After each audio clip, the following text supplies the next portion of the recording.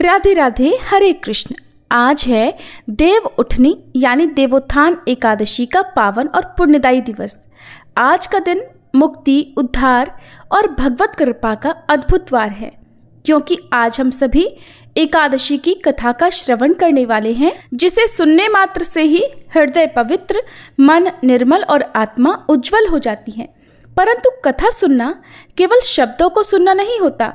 कथा तो तब फल देती है जब मन में भक्ति हो, हृदय में विश्वास हो और आत्मा में समर्पण हो। इसलिए आज की कथा आरंभ करने से पहले आइए हम सभी अपने भीतर भक्ति का दीप प्रज्वलित करें। और कहते हैं ना कि जब भगवान का संबंध किसी भक्त से जुड़ जाता है तो फिर वह भक्त साधारण नहीं रह जाता। उसके जीवन में हर क्षण भगवान की लीला बन जाती है। और भगवान और भक्त का ये संबंध न तो राजमहलों का मोहताज है, न सोने चांदी का, न किसी बड़े पद का। ये तो बस एक सच्चे प्रेम, एक सरल दिल और अटल विश्वास से बन जाता है। जिस क्षण मनुष्य भगवान को अपना कह देता है, उसी क्षण से भगवान भी उसे अपने हृदय में स्थान दे देते हैं। फिर जीवन में चाहे कैसी भी कठिनाई आए, कैसा भी अंधकार हो, भगवान हाथ पकड़कर अपनी शरण की ओर ले ही जाते हैं। तो आज की कथा सुनते हुए बस इतना ध्यान रखिए, भक्ति ज़्यादा बड़ी नहीं मांगती, सिर्फ एक सच्चा मन चाहिए। और जब मन सच्चा हो जाता है, जीवन स्वयं ही कथा और कथा स्वयं ही भक्ति बन जाती है। तो आइए आज पूर्ण विश्वास, श्रद्धा और शांति के साथ देवोत्थान एकादशी की कथा से पहले सुनते हैं एक भक्त और भगवान की कथा। वृंदावन में एक बाबा जी रहा करते थे, जिन्हें मदन टेर के अंधे बाबा भी कहते थे। बाबा 7-8 साल की आयु में ही वृंदावन आ गए थे। पढ़े लिखे तो थे नहीं, बस श्यामा श्याम की रट हमेशा किया करते थे। और बाबा ने इस तरह श्यामा श्याम की याद में अपना पूरा जीवन वृंदावन में ही रहकर बिता दिया। उनका प्रेम इतना गहरा था कि श्यामा श्याम का नाम लेते ही उनकी आंखों से अश्रुपात होने लगता। और कहा जाता है कि बाबा इस तरह रात दिन रोते रोते ही नेत्रहीन हो गए थे। उनके नेत्रों की ज्योति चली गई थी। एक बार करुणामयी श्री राधा रानी ने बाबा की करुण पुकार सुनी तो वे इसे सहन नहीं कर सकी और श्याम जी से कहने लगी, ये बाबा रो रहे हैं, न जाओ तो हंसाओ तो सही। भगवान श्री कृष्ण राधा रानी की बात मानकर बाबा के पास गए और पूछने लगे, ए बाबा, काहे को रो रहे हो? भूख लगी है? कछु ले आऊं खाने को? बाबा ने सोचा कोई ग्वारिया होगा, परंतु स्वर तो बड़ा मीठा था। तब बाबा बोले, ए ग्वारिया, तू जा यहाँ से, मुझे भजन करने दे। प्रभु ने फिर से पूछा, बाबा बाबा, काहे को रो रहे हो? बाबा बोले, तोहे मैंने कह दई, चला जा यहाँ से, मुझे भजन करने दे। प्रभु तो बाबा से अटखेलियां कर रहे थे, बार बार पूछ रहे थे, बाबा भूख तो नहीं लगी? बाबा बार बार पूछे जाने पर झुंझला गए और लाठी उठाकर बोले, जा रो क्या न जा रो यहाँ से, क्या तोहे बताऊं अभी? इतने में ही लाडली जी वहां पर आ गई। लाडली जी ने कहा, ये आपसे नहीं हंसेंगे, लाओ मैं इनको हंसाती हूँ। अब लाडली जी ने विनोद करते हुए बाबा जी से कहा, काहे बाबा क्यों रो रहे हो? बहू खो गई है तेरी? अब तो बाबा जी के मुख पर सहज ही मुस्कान आ गई। बहू का नाम सुनते ही वे मुस्कुराकर बोले, अरे लाली, तू तो बहुत भोली है, बाबा जिनकी बहू हुआ करे हैं का? लाडली जी ने कहा, तो बाबा रो काहे रहे हो? कोई तेरो अपनो ना है? बाबा बोले, लाली, मैं या काजे ना रो रहा कि मेरो कोई अपना ना आए, मैं यो काजे रो रहा हूँ कि जो मेरे अपने हैं उन्होंने मोहे बिसार दई, भूल गए मोहे। लाडली जी ने पूछा, कौन तेरे अपने हैं बाबा? बाबा बोले, एक वृषभानु की लाली है और एक नंद को छोरो है, मेरे तो वही अपने हैं। और बिन ने ही मोहे बिसार दई। और मोहे आश्चर्य या बात को है कि वो हमारी लाली जा नंद के छोरा के संग रह रहकर बाय भी निष्ठुर हो गई है। मेरा जीवन बीत गयो, लेकिन बाय मेरी सुध ना आई अब तक। लाडली जी ने कहा, मैं कैसे निष्ठुर हो गई? इतने में ही ठाकुर जी बोले, ये आप क्या कर रही है? अभी बाबा को सब कुछ पता चल जाएगा। आप स्वयं को प्रकट कर रही हैं बाबा के समीप। ऐसा मत कीजिए, क्योंकि श्री श्यामा श्याम जू तो बाबा के सामने साधारण से ग्वाल और ग्वालिन बनकर गए थे। तो लाडली जी ने खुद को संभाला और बोली, अरे बाबा, हमारा नाम भी तो राधा ही है, जाके मारे मैंने कही। फिर लाडली जी बोली, बाबा तुम्हें सूझे ना है, तुम्हें दिखे तो ना। अब तुम्हारे अपने जिन्होंने तुम्हें बिसार दी अगर तुम्हारे सामने आ जाए तो तुम कैसे उन्हें पहचानोगे। बाबा बोले, हे लाडली, तू तो भोली है भोली। करुणामयी लाडली जब समीप आवेंगी ना तो अपने कर कमल से मेरी आंखों को छूकर अपना दर्शन देवेंगी। अब बाबा की इतनी सारी बातें सुनकर करुणामयी राधा रानी से रहा ही नहीं गया और उन्होंने अपने कर कमल से बाबा के नेत्रों को स्पर्श किया और उनमें ज्योति प्रदान कर दी। आज बाबा को अपने संपूर्ण जीवन का समस्त पुण्य फल प्राप्त हो गया।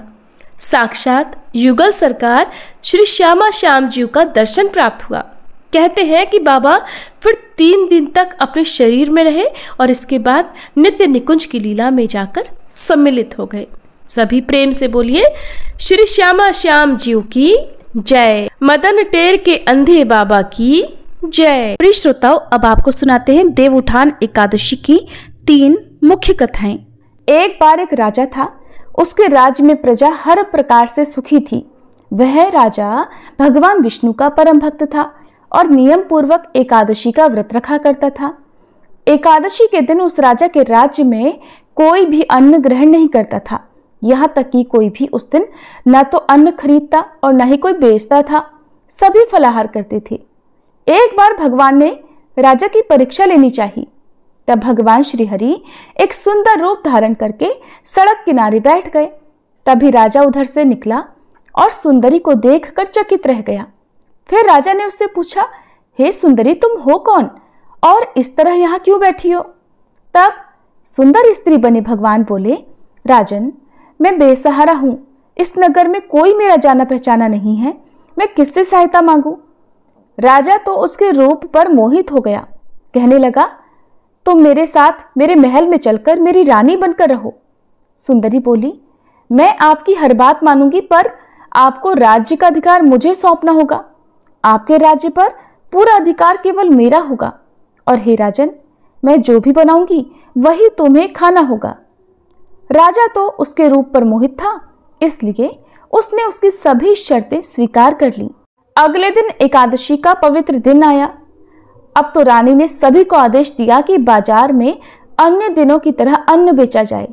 उसने घर में मांस, मछली आदि पकवाए तथा परोसकर राजा से खाने के लिए कहा।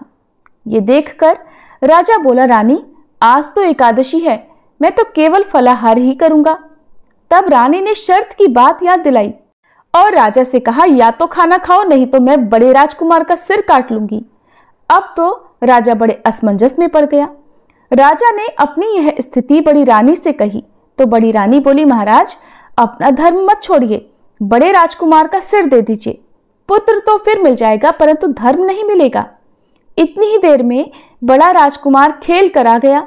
माँ की आंखों में आंसू भरे देखकर वह उनसे रोने का कारण पूछने लगा। तब माँ ने उसे सारा हाल बता दिया। तब वह बोला, माँ, मैं अपना सिर देने को तैयार हूं। पिताजी के धर्म की रक्षा होगी और जरूर होगी। राजा दुखी मन से राजकुमार का सिर देने को तैयार हुआ तो रानी के रूप से भगवान श्री विष्णु ने प्रकट होकर असली बात बताई और कहा, राजन, मैं तो तुम्हारी परीक्षा ले रहा था और इस कठिन परीक्षा में तुम सफल हुए। तब भगवान ने प्रसन्न मन से राजा से वर मांगने को कहा। राजा बोला, प्रभु, आपका दिया हुआ सब कुछ है, आप कृपया हमारा उद्धार कीजिए। ठीक उसी समय एक दिव्य विमान वहां उतरा। राजा ने अपना राज्य पुत्र को सौंप दिया और वह विमान में बैठकर परम धाम को चला गया। एक अन्य कथा के अनुसार एक बार एक राजा के राज्य में सभी लोग एकादशी का व्रत रखा करते थे। प्रजा और नौकर चाकरों से लेकर पशुओं तक को एकादशी के दिन अन्न नहीं दिया जाता था। एक दिन किसी दूसरे राज्य का एक व्यक्ति राजा के पास आकर बोला, महाराज, कृपा करके मुझे नौकरी पर रख लीजिए। तब राजा ने उसके सामने एक शर्त रखी कि ठीक है, तुम्हें नौकरी पर रख लेते हैं, किंतु रोज तो तुम्हें खाने को सब कुछ मिला करेगा, परंतु एकादशी के दिन अन्न नहीं मिलेगा। उस व्यक्ति ने उस समय तो हाँ कर ली, परंतु एकादशी आने पर जब उसे फलाहार की सामग्री दी गई तब तो वह राजा के सामने जाकर गिड़गिड़ाने लगा, महाराज इससे तो मेरा पेट नहीं भरेगा, मैं तो भूखा ही मर जाऊंगा, कृपया मुझे अन्न दे दीजिए। राजा ने उसे शर्त की बात याद दिलाई, किंतु वह व्यक्ति मारे भूख के अन्न छोड़ने को तैयार ही नहीं हुआ। तब राजा ने उसे आटा, दाल, चावल आदि दे दिए। अब वह नित्य की तरह नदी पर पहुंचा और स्नान कर भोजन पकाने लगा। जब भोजन पक गया तब वह भगवान को बुलाने लगा, आइए प्रभु, भोजन तैयार है। उसके बुलाने पर तुरंत ही पीतांबर धारण किए भगवान चतुर्भुज रूप में आ पहुंचे और प्रेम से उसके साथ भोजन करने लगे। भोजन आदि करके भगवान तो अंतर्ध्यान हो गए और वह व्यक्ति अपने काम पर चला गया। 15 दिन बाद अगली एकादशी को वह फिर राजा से कहने लगा, महाराज अब की बार मुझे दुगनी सामग्री दीजिएगा, क्योंकि उस दिन तो मैं भूखा ही रह गया था। राजा ने कारण पूछा तो व्यक्ति ने बताया कि महाराज हमारे साथ भगवान भी तो भोजन ग्रहण करते हैं, इसलिए भोजन की ये सामग्री हम दोनों के लिए पूरी नहीं पड़ती। कि सुनकर राजा को बड़ा आश्चर्य हुआ। वह बोला, मैं नहीं मान सकता कि भगवान तुम्हारे साथ भोजन करते हैं। अरे मैं तो इतने व्रत रखता हूँ, पूजा करता हूँ, दान करता हूँ, पर भगवान ने तो मुझे कभी दर्शन नहीं दिए। राजा की बात सुनकर वह बोला, महाराज यदि विश्वास न हो तो साथ चलकर देख लीजिए। फिर तो राजा एक पेड़ के पीछे छुपकर बैठ गया। उस व्यक्ति ने भोजन पकाया और भगवान को शाम तक पुकारता रहा, परंतु भगवान नहीं आए। आखिरकार उस व्यक्ति ने कहा, हे प्रभु, यदि आज आप नहीं आए तो मैं इस नदी में कूदकर अपने प्राण त्याग दूंगा। भगवान नहीं आए। तब वह व्यक्ति प्राण त्यागने के उद्देश्य से नदी की तरफ बढ़ा। प्राण त्यागने का उसका दृढ़ इरादा जानकर भगवान शीघ्र ही प्रकट हो गए और उसे रोक लिया। फिर साथ बैठकर भोजन करने लगे। भोजन ग्रहण करने के बाद, जल पीने के बाद वे उसे अपने विमान में बिठाकर अपने धाम में ले गए। ये देखकर राजा ने सोचा कि व्रत उपवास से तब तक कोई फायदा नहीं होता जब तक मन शुद्ध न हो। इससे राजा को ज्ञान मिला। फिर वह भी सच्चे मन से व्रत उपवास करने लगा और अंत में एकादशी व्रत के पुण्य प्रताप से वह राजा स्वर्ग को प्राप्त हुआ। अब सुनिए श्री पद्म पुराण में वर्णित देवोत्थान एकादशी व्रत का महात्म्य। धर्मराज युधिष्ठिर ने भगवान श्री कृष्ण से पूछा, हे श्री कृष्ण, मैंने आपके मुख से रमा एकादशी का यथार्थ महात्म्य सुना। मानद, अब कार्तिक शुक्ल पक्ष में जो एकादशी होती है उसकी भी महिमा बताइए। तब भगवान श्री कृष्ण बोले, राजन, कार्तिक के शुक्ल पक्ष में जो एकादशी होती है उसका जैसा वर्णन लोक सृष्टा ब्रह्मा जी ने नारद जी से किया था वही मैं तुम्हें बतलाता हूँ, ध्यान पूर्वक सुनो। नारद जी ने कहा, पिताजी, जिसमें धर्म कर्म में प्रवृत्ति कराने वाले भगवान गोविंद जागते हैं उस प्रबोधिनी एकादशी का महात्म्य बतलाइए। तब ब्रह्मा जी बोले, मुनिश्रेष्ठ, प्रबोधिनी का महात्म्य पापों का नाश, पुण्य की वृद्धि और उत्तम बुद्धि वाले पुरुषों को मोक्ष प्रदान करने वाला है। समुद्र से लेकर सरोवर तक जितने भी तीर्थ हैं वे सभी अपने महात्म्य की तभी तक गर्जना करते हैं जब तक कि कार्तिक मास में भगवान श्री विष्णु की प्रबोधिनी तिथि नहीं आ जाती। प्रबोधिनी एकादशी को एक ही उपवास कर लेने से मनुष्य 1000 अश्वमेध और 100 राजस्व यज्ञ का फल पा लेता है। बेटा, जो दुर्लभ है, जिसकी प्राप्ति असंभव है और जिसे त्रिलोकी में किसी ने भी नहीं देखा है, ऐसी वस्तु के लिए भी याचना करने पर प्रबोधिनी एकादशी उसे दे देती है। भक्ति पूर्वक उपवास करने पर मनुष्यों को हरि प्रबोधिनी एकादशी ऐश्वर्य, संपत्ति, उत्तम बुद्धि, राज्य तथा सुख प्रदान करती है। मेरु पर्वत के समान जो बड़े बड़े पाप हैं उन सबको यह पापनाशिनी प्रबोधिनी एक ही उपवास से भस्म कर देती है। पहले के हजारों जन्मों में जो पाप किए गए हैं उन्हें प्रबोधिनी की रात्रि का जागरण रुई की ढेरी के समान भस्म कर डालता है। जो लोग प्रबोधिनी एकादशी का मन से ध्यान करते और जो इसके व्रत का अनुष्ठान करते हैं उनके पितर नरक के दुखों से छुटकारा पाकर भगवान विष्णु के परम धाम को चले जाते हैं। ब्राह्मण अश्वमेध आदि यज्ञों से भी जिस फल की प्राप्ति कठिन है वह प्रबोधिनी एकादशी को जागरण करने से अनायास ही मिल जाता है। संपूर्ण तीर्थों में नहाकर स्वर्ण और पृथ्वी दान करने से जो फल मिलता है वह श्री हरि के निमित्त जागरण करने मात्र से मनुष्य प्राप्त कर लेता है। जैसे मनुष्यों के लिए मृत्यु अनिवार्य है, उसी प्रकार धन संपत्ति मात्र भी क्षण भंगुर है, ऐसा समझकर एकादशी का व्रत करना चाहिए।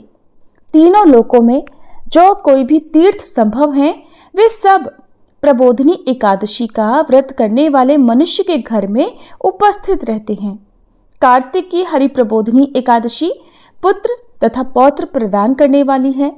जो प्रबोधिनी को उपासना करता है वही ज्ञानी है, वही योगी है, वही तपस्वी और जितेंद्रिय है तथा उसी को भोग और मोक्ष की प्राप्ति होती है। बेटा, प्रबोधिनी एकादशी को भगवान विष्णु के उद्देश्य से मनुष्य जो स्नान, दान, जप और होम करता है वह सब अक्षय होता है। जो मनुष्य उस तिथि को उपवास करके भगवान माधव की भक्ति पूर्वक पूजा करते हैं वे 100 जन्मों के पापों से छुटकारा पा जाते हैं। इस व्रत के द्वारा देवेश्वर जनार्दन को संतुष्ट करके मनुष्य संपूर्ण दिशाओं को अपने तेज से प्रकाशित करता हुआ श्री हरि के वैकुंठ धाम को जाता है। प्रबोधिनी को पूजित होने पर भगवान गोविंद मनुष्यों के बचपन, जवानी और बुढ़ापे में किए हुए 100 जन्मों के पापों को, चाहे वे अधिक हो या कम, धो डालते हैं। अतः सर्वथा प्रयत्न करके संपूर्ण मनोवांछित फलों को देने वाले देवाधिदेव जनार्दन की उपासना करनी चाहिए। बेटा नारद, जो भगवान विष्णु के भजन में तत्पर होकर कार्तिक में पराये अन्न का त्याग करता है वह चांद्रायण व्रत का फल पाता है।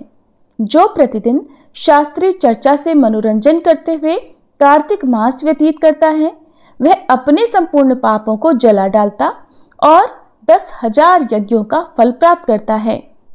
कार्तिक मास में शास्त्रीय कथा के कहने सुनने से भगवान मधुसूदन को जैसा संतोष होता है वैसा उन्हें यज्ञ, दान अथवा जप आदि से भी नहीं होता। जो शुभ कर्म परायण पुरुष कार्तिक मास में एक या आधे श्लोक से भी भगवान विष्णु की कथा बांचते हैं उन्हें 100 गोदान का फल मिलता है। महामुने, कार्तिक में भगवान केशव के सामने शास्त्र का स्वाध्याय तथा श्रवण करना चाहिए। मुनिश्रेष्ठ, जो कार्तिक में कल्याण प्राप्ति के लोभ से श्री हरि की कथा का प्रबंध करता है वह अपनी 100 पीढ़ियों को तार देता है।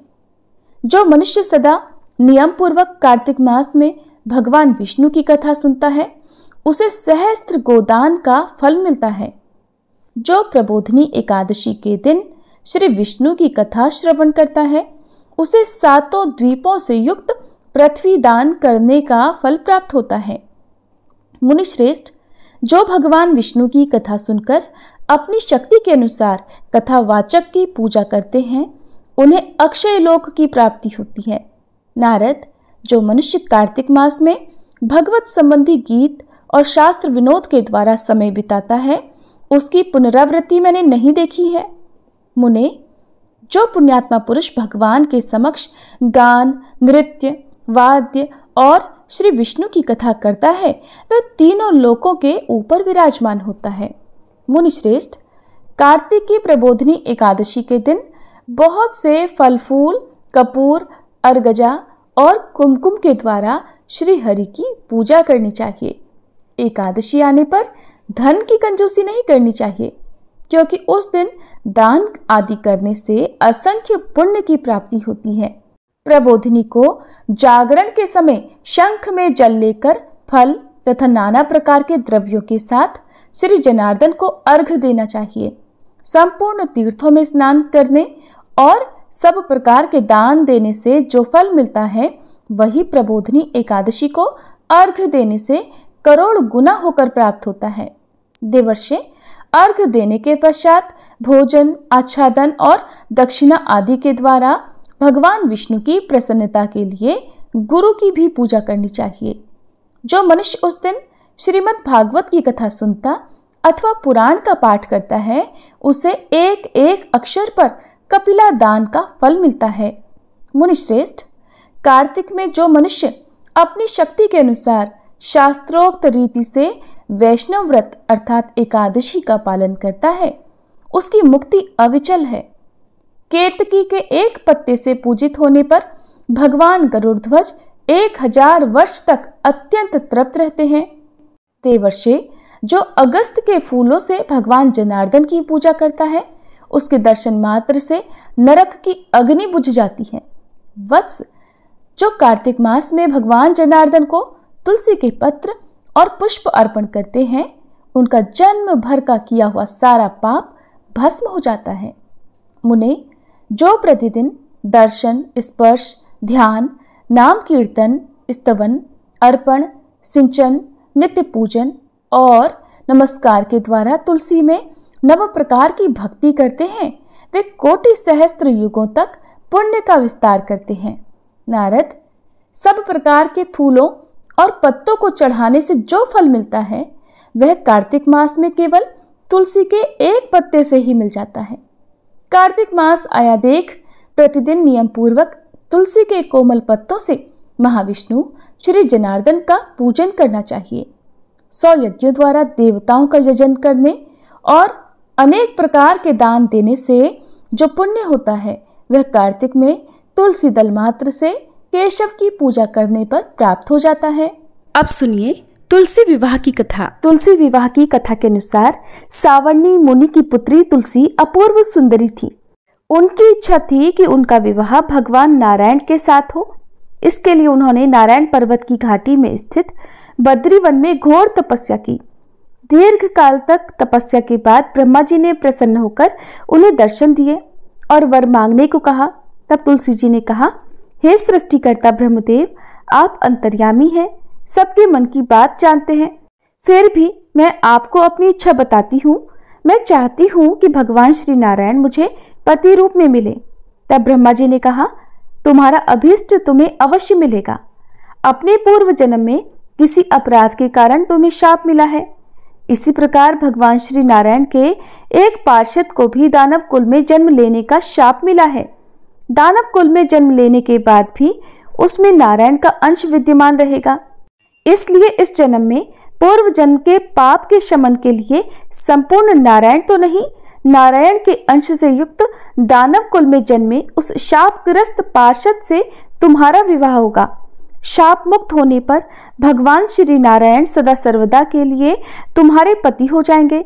तब तुलसी जी ने श्री ब्रह्मा जी के इस वर को स्वीकार कर लिया, क्योंकि मानव कुल में जन्म के कारण उन्हें मायावी भोग तो भोगना ही था। अब तुलसी बद्रीवन में ही रहने लगी। नारायण का वह पार्षद दानव कुल में शंखचूर्ण के नाम से पैदा हुआ।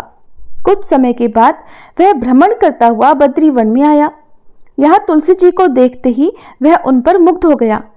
तुलसी जी के सामने उसने अपने साथ विवाह करने का प्रस्ताव रखा। इतने में ही ब्रह्मा जी वहां आ गए और तुलसी जी से कहा, तुलसी, शंखचूर्ण को देखो, कैसा देवोपम इसका स्वरूप है। दानव कुल में जन्म लेने के बाद भी लगता है मानो इसके शरीर में नारायण का वास हो। तुम प्रस्ताव को सहर्ष स्वीकार कर लो। तुलसी जी को भी लगा कि उनकी तपस्या पूर्ण हुई, उन्हें इच्छित फल मिला है। इस प्रकार शंखचूर्ण के साथ उनका गांधर्व विवाह हो गया और वह शंखचूर्ण के साथ उसकी पत्नी बनकर महल में आ गई। शंखचूर्ण ने अपनी परम सुंदरी सती साध्वी पत्नी तुलसी के साथ बहुत दिनों तक राज्य किया। उसने अपने राज्य का इतना विस्तार कर लिया कि देवलोक तक उसके अधिकार में आ गया। स्वर्ग का सुख भोगने वाले देवताओं की दशा अब दयनीय हो गई। शंखचूर्ण किसी को कष्ट नहीं देता था, पर अधिकार और राज्य छिन जाने से सारे देवता मिलकर श्री ब्रह्मा, विष्णु और शिवजी की सभा में गए तथा अपनी विपत्ति सुनाई। तब ब्रह्मा जी ने कहा, तुलसी परम साध्वी हैं, उनका विवाह शंखचूर्ण से मैंने ही कराया था। शंखचूर्ण को तब तक नहीं हराया या मारा जा सकता है जब तक तुलसी को न छला जाए। तब श्री विष्णु ने कहा, शंखचूर्ण पूर्व जन्म में मेरा पार्षद था। शाप के कारण उसे दैत्य कुल में जन्म लेना पड़ा। इस जन्म में भी मेरा अंश उसमें व्याप्त है। साथ ही तुलसी के पतिव्रत धर्म से वह अजेय भी है। फिर देवताओं की सहमति से भगवान शिव ने शंखचूर्ण के पास संदेश भिजवाया कि या तो वह देवताओं का राज्य लौटा दे या फिर उनसे युद्ध करे। शंखचूर्ण शंकर जी के पास पहुंचा और उसने कहा, देवाधिदेव, आपके लिए देवताओं का पक्ष लेना उचित नहीं है। राज्य का विस्तार करना तो हर राजा का कर्तव्य है और मैं किसी को दुखी भी नहीं कर रहा हूँ। आप देवताओं से कहिए कि वे मेरी प्रजा होकर रहें। मैंने आपका भी कोई अपकार नहीं किया है। हमारा आपका युद्ध शोभा नहीं देता, और अगर इस युद्ध में आप हार गए तो ये तो बड़ी लज्जा की बात हो गई। अगर मैं हार गया तो आपकी कीर्ति बहुत अधिक नहीं बढ़ेगी। शंखचूर्ण की बात सुनकर भगवान शंकर हंसे। वे तो सब रहस्य जानते थे। तुलसी और शंखचूर्ण के पूर्व जन्म के शाप की अवधि अब लगभग पूरी हो चुकी थी। भगवान शंकर बोले, शंखचूर्ण, इसमें कीर्ति और लज्जा की तो कोई बात ही नहीं। तुम देवों का राज्य लौटाकर उन्हें उनके पद पर प्रतिष्ठित होने दो। युद्ध से बचने का यही एकमात्र उपाय है। तब शंखचूर्ण ने कहा, मैंने तो युद्ध के बल से ही देवलोक को जीता है और कोई उसे केवल युद्ध के द्वारा ही वापस ले सकता है। यही मेरा अंतिम निर्णय है। मैं जा रहा हूं। ऐसा कहकर शंखचूर्ण चला गया। उसने अपने राजमहल में वापस आकर अपनी पत्नी तुलसी को सारी बात बताई और कहा, कर्म भोग सब काल सूत्र में बंधा है। जीवन में हर्ष, शोक, भय, सुख, दुख, मंगल, अमंगल सब कुछ काल के अधीन है। हम तो केवल निमित्त है। संभव है कि भगवान शिव देवों का पक्ष लेकर मुझसे युद्ध करे। तुम चिंता मत करना, तुम्हारा सती तेज मेरी रक्षा करेगा। और फिर दूसरे ही दिन भगवान शंकर के नेतृत्व में देवताओं ने युद्ध छेड़ दिया। शंखचूर्ण ने भीषण बाणों की वर्षा करके उनका वेग रोका। उसके प्रहार से देवता डगमगाने लगे। फिर उसने दानवी शक्ति का प्रयोग करके मायावी युद्ध आरंभ कर दिया। युद्ध स्थल पर वह कभी किसी को दिखाई नहीं देता था, पर उसके अस्त्र शस्त्र प्रहार कर देवों को घायल कर रहे थे। देवगण अपने अस्त्र चलाएं भी तो किस पर चलाएं, क्योंकि कोई शत्रु सामने था ही नहीं। कई दिनों तक इस तरह भयंकर युद्ध चला। शंखचूर्ण पराजित नहीं हुआ। तब भगवान शिव ने श्री विष्णु से कहा, हे हरि, कुछ उपाय करो, अन्यथा मेरा तो सारा यश मिट्टी में मिल जाएगा। भगवान श्री विष्णु ने सोचा, बल से तो शंखचूर्ण को हराया नहीं जा सकता, इसलिए अब छल का सहारा लेना पड़ेगा। उन्होंने तुरंत अपना स्वरूप शंखचूर्ण जैसा बनाया और अस्त्र शस्त्र से सुसज्जित होकर वे महल में तुलसी जी के पास आए और बोले, प्रिय, मैं युद्ध जीत गया। सारे देवता भगवान शंकर समेत हार गए। इस खुशी में आओ, मैं तुम्हें अंक से लगा लूं। पति को प्रत्यक्ष खड़ा देख और विजय का समाचार सुनकर वह दौड़कर मायावी शंखचूर्ण के गले से लिपट गई। इस प्रकार पति पत्नी दोनों ने आलिंगन होकर खूब आनंद मनाया। इधर पराये पुरुष के साथ इस प्रकार के व्यवहार से तुलसी का सती तेज नष्ट हो गया। उनका सती तेज जो शंखचूर्ण की कवच के रूप में रक्षा कर रहा था, वह कवच नष्ट हो गया। अब युद्ध के मैदान में इधर शंखचूर्ण शक्तिहीन हो गया। ये जानते ही भगवान शंकर ने अपने त्रिशूल से उस पर प्रहार कर दिया। त्रिशूल के लगते ही शंखचूर्ण जलकर भस्म हो गया। शंखचूर्ण के मरने को जानकर अब श्री विष्णु अपने असली स्वरूप में आ गए। सामने अपने पति शंखचूर्ण के स्थान पर भगवान विष्णु को खड़ा देखकर तुलसी बहुत आश्चर्यचकित हुई। अब उन्हें पता लग गया कि स्वयं नारायण ने उसके साथ छल किया है। तब क्रोध में आकर उन्होंने शाप दिया कि एक सती स्त्री का सतीत्व भंग करने के अपराध में आप हृदयहीन पत्थर हो जाओ। तब भगवान श्री विष्णु ने तुलसी जी के शाप को शिरोधार्य करते हुए कहा, देवी, तुम्हारे और शंखचूर्ण के कल्याण के लिए ही मुझे ऐसा करना पड़ा। तुम दोनों को शाप मुक्त करना था। तुम भी अब शरीर त्याग कर तुलसी बिरवा के रूप में जन्म लोगी और मेरी पूजा तुलसी दल से होगी। मैं शालिग्राम पत्थर बनूंगा। मेरे शीश पर तुम सदैव आदर से विराजमान होगी। तुम्हारे पति की हड्डियों के चूर्ण से शंख की उत्पत्ति होगी। उस शंख ध्वनि से देवताओं और मेरी पूजा आराधना होगी। जहाँ शंख ध्वनि होगी वहाँ सदैव मैं मंगलमय विराजमान रहूंगा। तुमने पूर्व जन्म में बद्रीवन में मुझे पाने के लिए बड़ी कठिन तपस्या की थी। अब अगले जन्म में मैं नारायण प्रस्तर के रूप में बद्रीनाथ वन में स्थापित होऊंगा और मेरी पूजा अर्चना फल फूल से न होकर तुम्हारे तुलसी दल से होगी। मेरे शीश पर विराजमान होकर तुम मुझसे भी ऊंचा पद प्राप्त करोगी और मेरा भोग भी तुम्हारे बिना स्वीकार नहीं होगा। प्रेम से बोलिए तुलसी माता की जय। श्री विष्णु भगवान की जय। अब सुनिए तुलसी माता की आरती। तुलसी महारानी नमो नमो, हर की पटरानी नमो नमो। तुलसी महारानी नमो नमो, धन तुलसी पूरण तप कीनो। शालिग्राम बनी पटरानी नमो नमो। तुलसी महारानी नमो नमो, हर की पटरानी नमो नमो। जाके पत्र मंजरी कोमल, श्रीपति कमल चरण लपटानी नमो नमो। तुलसी महारानी नमो नमो, हरि की पटरानी नमो नमो। कौन महीने बोई रानी तुलसा, कौन महीने हुई हरियाली नमो नमो। तुलसी महारानी नमो नमो, हर की पटरानी नमो नमो।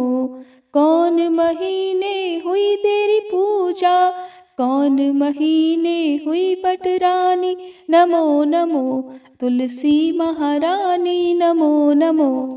आषाढ़ मास में बोई रानी तुलसा, सावन महीने हुई हरियाली नमो नमो।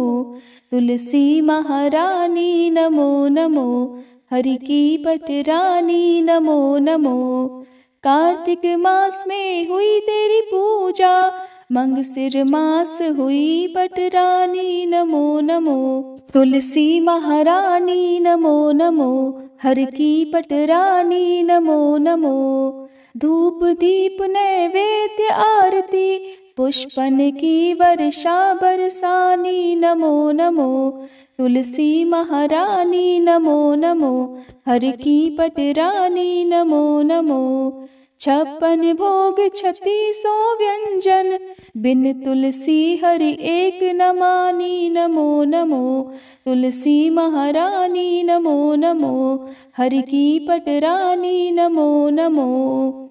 जो तुलसी को सवेरे गाए, श्री कृष्ण के दर्शन पाए नमो नमो। तुलसी महारानी नमो नमो, हर की पटरानी नमो नमो। जो तुलसी को दोपहर गाए, खीर खांड का भोग लगाए नमो नमो। तुलसी महारानी नमो नमो, हर की पटरानी नमो नमो। जो तुलसी को सांझ को गाए, श्री कृष्ण की आरती उतारे नमो नमो। तुलसी महारानी नमो नमो, हर की पटरानी नमो नमो। जो तुलसी को रात को गाए, श्री कृष्ण के चरण दबाए नमो नमो। तुलसी महारानी नमो नमो, हर की पटरानी नमो नमो। सब सखी मैया तेरो यश गावे, भक्ति दान दीजय महारानी नमो नमो। तुलसी महारानी नमो नमो, हर की पटरानी नमो नमो। तुलसी महारानी नमो नमो, हर की पटरानी नमो नमो।